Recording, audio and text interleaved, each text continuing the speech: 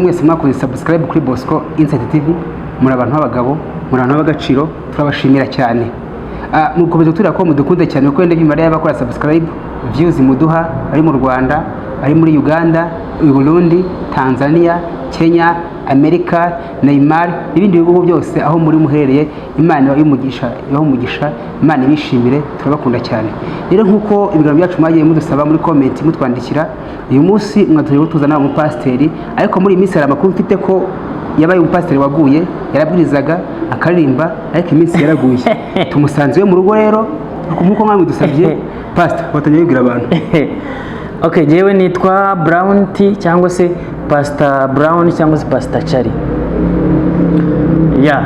Nkuko we muvandimwe abivuze, ariko ntabwo buri yanaguye. Ahubwo hari igihe umuntu agira imirimo cyangwa se akagira ibindi bintu bituma ahuga, bimwe akaba biparitse. Uretse ko nanone ntabura icyo mvuga kuko hari icyo bita gucika intege, ariko nanone bitandukanye no kugwa. Hari bamwe twagiye tuganira bakuzi aho wize muri segonderi ndetse bakanyandikira kuri za WhatsApp no kuri kugira twagiye dukorana bitandukanye, ko aho wigaga muri segonderi wari umuvuga butumwa cyane mu makorera atandukanye, yewe unayobora kora ari unabwiriza, ariko isa umuntu akubonye uko usa uko yogoshesha ubwanwa bwa ruhaya atabona ko biga ko byarangiye nta muntu waba ukibwiriza. Byaje kugenda bite? Ubundi hari ikintu nshaka kukubwira kimwe. Hari icyo bita umuhamagaro, hakaba hari icyo bita impano, hakaba n'idini. Wowe muri ibyo bitatu? Ibyo bintu rero nuvuga ngo jewe sibyo, icyambere nabaga mu idini, mfite impano, mfite n'umuhamagaro. Nuvuga ngo icyo ntakirimo ni idini uyu munsi, ariko impano zo ndazifite n'umuhamagaro ndabufite. Bivuze ngo nta namwe ugisengera? Narabwirizaga, nararirimbaga, n'ubu uyu munsi ndabikora. Ariko nabaga muri ADPR, ariko ADPR nayivuyemo. Ariko uririmbira mu kabari kuko ntekereza ko iyi saha aha tugusanze mu rugo iwawe nta rusengero ruhari, sindagusanga mu rusengero. Nsengera hano mu rugo. Ariko ijambo ry'Imana tubwira ko ari byiza kugira aho duteranira. Guterana nguko ya minsi ushobora kubegera, mushobora guterana kwera. Nyine guterana kwera ni igihe abana b'Imana bateranye, sibyo? Nuvuga ngo nshobora kutajya aho ngaho nakubwiraga nateraniraga, nje nkabaterana n'abandi. Ese koko warabwirizaga? Narabwirizaga. Umurongo muri Bibiliya uzi?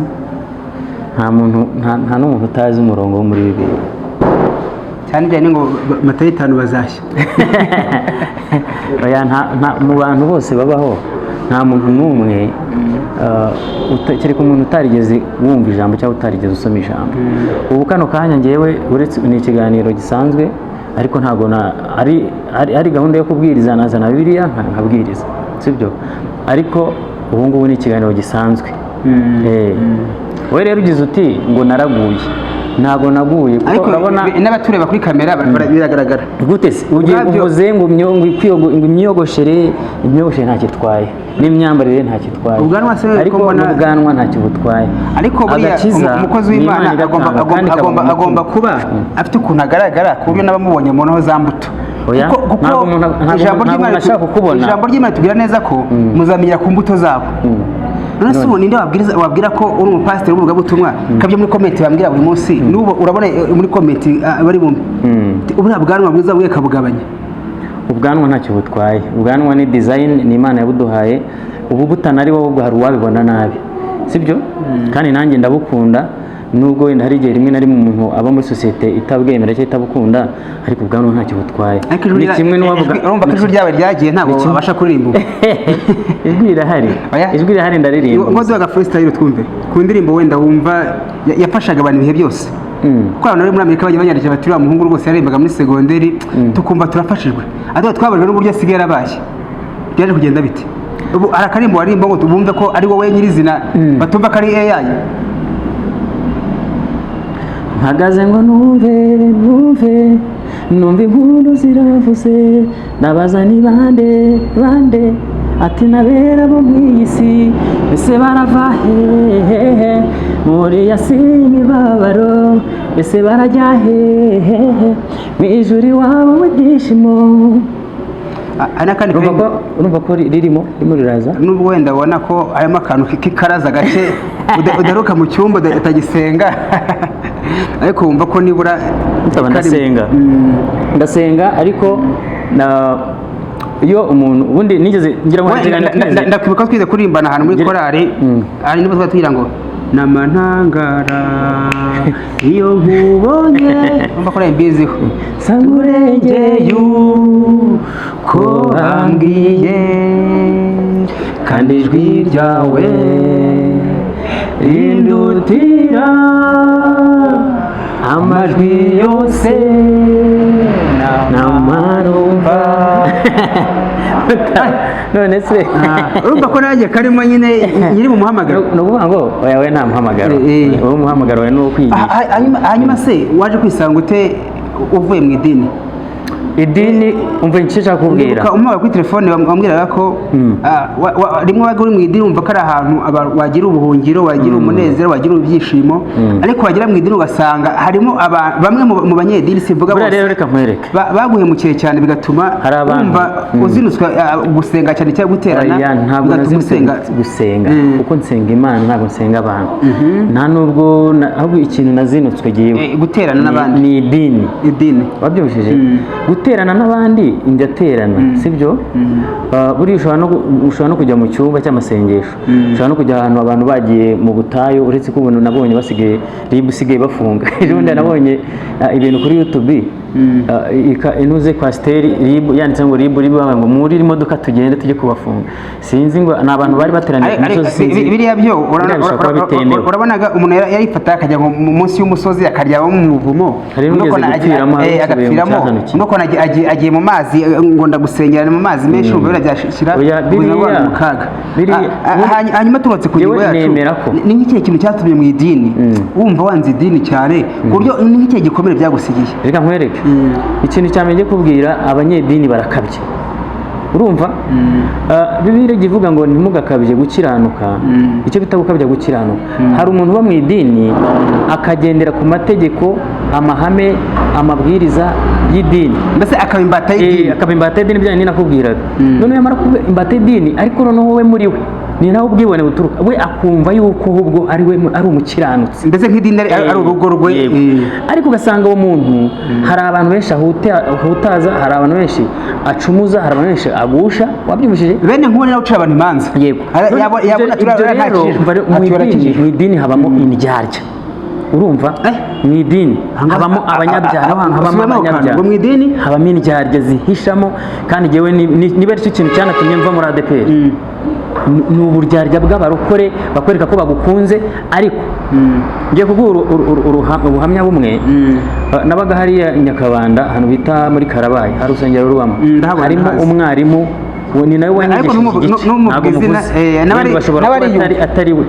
kuri kamera uyu mwarimu ikintu cyambabaje uyu mwarimu twize igice amezi 3 urumva first of all noneho nari mfite ghetto hariya nyine nabaga hariya yari afite amazu